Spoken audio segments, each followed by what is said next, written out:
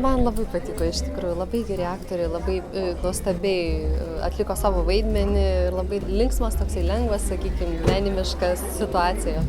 Man, žinokit, visai patinka kalbėti su žmonėmis, ypač kaip yra šalto alaus. Direktorius su kvapeliu į darbą važiuos, taip?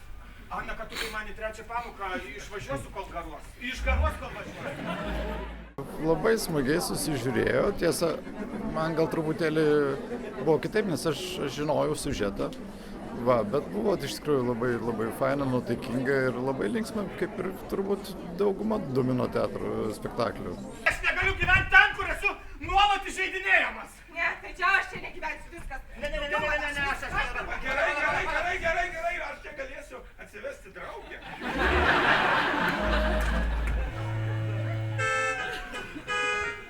Labai smagu, iš tikrųjų, matyti daug jaunų gražių žmonių, kurie šypsosi, kurių gera nuotaika.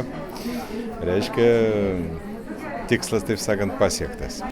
Kadangi jūs tokie neryžtingi, mes prisėmėm visą naštą ant savo gležnų pečių ir radom sprendimą, kuris bus visiems geriausias. Mes irgi pasikalbėjom. Tai žinoma, kaip visuomet, tai yra gero humoro pliūpsnis.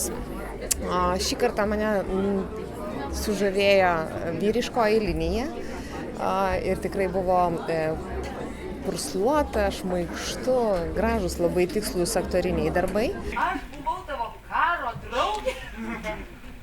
Ašgi tavo micika buvau.